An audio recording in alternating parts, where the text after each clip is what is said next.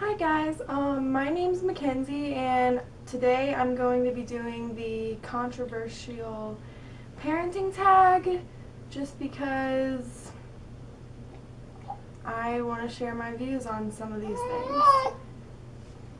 It's okay. And he's kind of fussy, so if he starts crying, then I'm sorry. I'll cut it out or something. Okay. The first question or topic is pro-life versus pro-choice. And this is a hard topic for me because I don't really know where I stand. I'm definitely, and this is gonna sound weird, but I'm pro-life, but for myself, I guess. I'm not gonna look down on someone else for getting an abortion or anything because I believe that if someone is raped at a young age, and I'm like talking like really young, like 12, 13, then they should not have to go through the pain of childbirth just because they were raped. You know, it's not their choice at that point, and it's just hard. I would never, ever, ever get an abortion, even if I was raped. I would probably not even give that baby up for adoption because I don't believe God makes mistakes. I think that if God gives you a baby, He thinks you are ready for one, and that's that. Okay, number 2, baby wearing. I don't even understand how this is controversial because just who would care if you wear your baby? I mean, come on. Yeah, it's not for everyone, but baby wearing's great. I wear him a lot. The skin-to-skin ones especially because, you know, you get that skin-to-skin time, but you can walk around anywhere. So I'm all for baby wearing, and I do it myself. Number 3, circumcision, and I honestly don't even really want to talk about this, but I'm going to because of course it's very controversial, and I know that I will probably get a lot of hate for saying certain things, but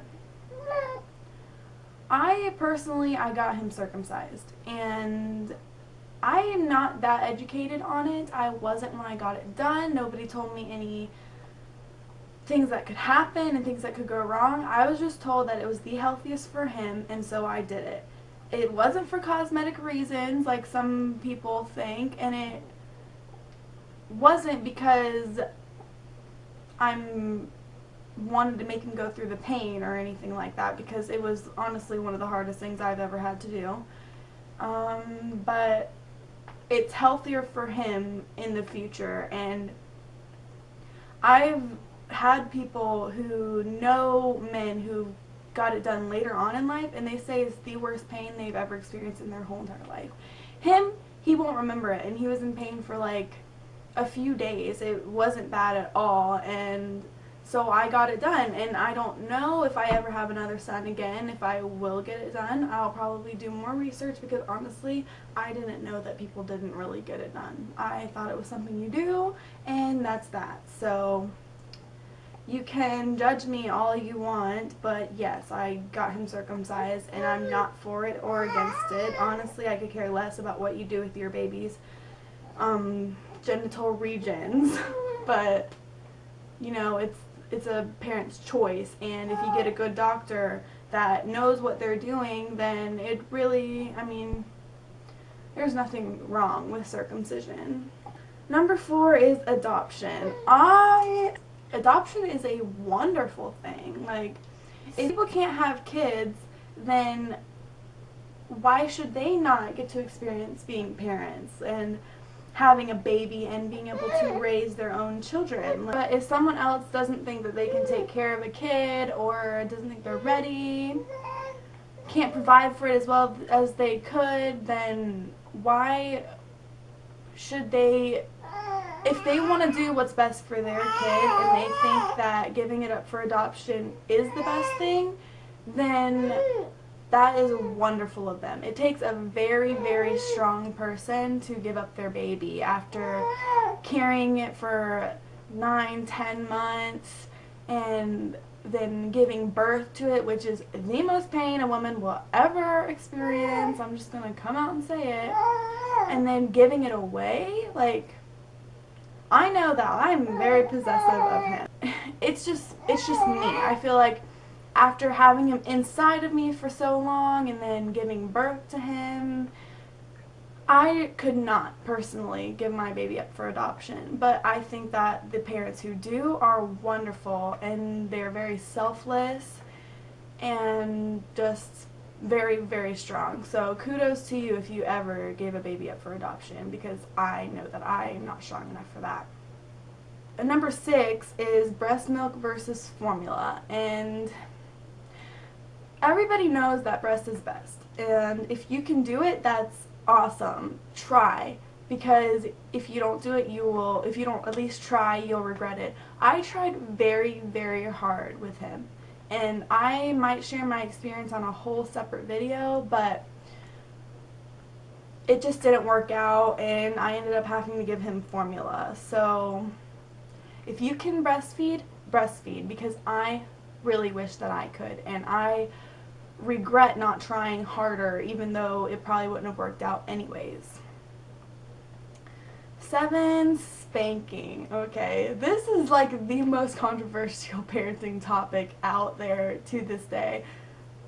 I was spanked as a kid, my mom was spanked as a kid, my sister and brother, my dad was probably spanked as a kid. I don't know, I never really asked him, but I'm sure he was. Everybody I know was spanked as a kid, so I mean, I think a little pat on the butt there's nothing wrong with it. I don't know if I'm going to practice that for discipline, or honestly, I don't know. He's only 3 months old, so I don't know yet. I don't think there's anything wrong with it. Like, if he's getting into something that could potentially hurt him, then a little smack on the hand I think that's fine. And if he's just getting way out of hand, then a little pat on the butt, I mean, not to hurt him, and don't do it out of anger, just, you know. 8, co-sleeping. Co-sleeping is what works best for us, and so I do co-sleep. I think it helps our bond so much by co-sleeping. I mean, like I said, I couldn't breastfeed, so co-sleeping makes us bond even more because I don't get that breastfeeding bond, and I love it. I love waking up to my little baby every morning, so co-sleeping is what works best for me. I'm a light sleeper. I don't move in my sleep, and I keep him far enough away from me to where I wouldn't roll off of him, and I keep him pretty much in the middle of the bed so he won't roll off the bed. So it's what works for us. You guys, I mean, that's just what I like to do. 9, home versus public versus private versus charter school. Okay.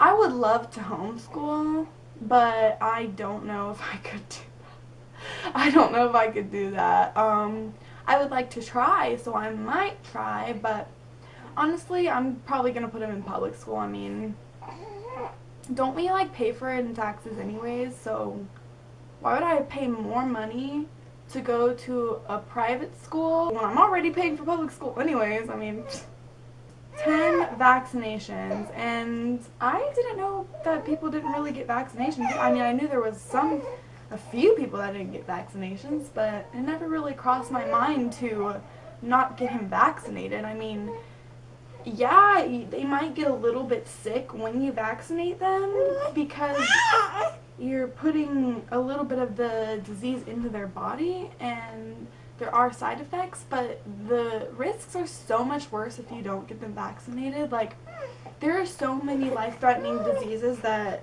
they have vaccinations for nowadays that, I don't know. The only one that I'm not too keen on is the flu shot, but at the same time, I'm not sure. My dad said the only time that he ever got the flu was when he got the flu shot, and said it was pretty bad, so.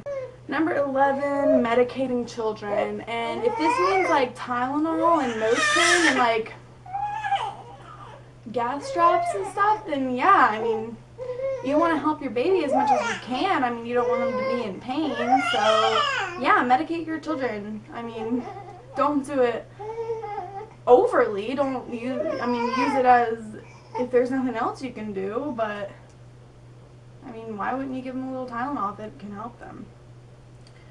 12. Cloth versus disposable diapers. I do disposable diapers. I think that cloth diapers are a little bit disgusting, to be completely honest. I mean, I don't know if I would like to clean out all that pee and poop all the time. I mean, I think they're very, very cute, and I would have liked to try them, but honestly, I just didn't know very much about them when I was pregnant, so I did disposable diapers. That's what works for us, and maybe my next baby I'll try cloth diapering, and I am planning on getting a cloth diaper for if he goes swimming and stuff, but I'm not doing cloth diapering. What? Last one is the cried out method, and I honestly don't know where I stand on this one either. A lot of people tell me to let him cry it out, and a lot of people tell me not to let him cry it out. So at this point in time, I don't let him cry it out. He cries a lot, and yes, sometimes it does get a little bit frustrating. So I think when it gets frustrating to the point where you could just get, I don't know, when you get so overwhelmed that you think, I mean, I never actually thought that I would, but you think that you could just like shake them or hurt them, or even just to the point where you're just getting, it's just not making it any better, then I think that you should let him lay him down, walk out for a few minutes, and let yourself regroup. That's the only time I think that you should just let him sit there and cry. And of course, when it's okay. When you're trying to like take a shower or something and you can't get him, or you're trying to eat and you're in the middle, or just when you're doing something and you can't, like when you're cleaning, or just when you can't really, it won't hurt him to let him cry it out for a few minutes. But that is all my views. I don't, wherever you stand on these subjects is fine with me. I think you're a great mom anyways, as long as you love your kids and are doing what is best for them, and I don't think you're a bad mom either way, and this is just my personal beliefs. So thank you guys for watching, and I will see you in my next video.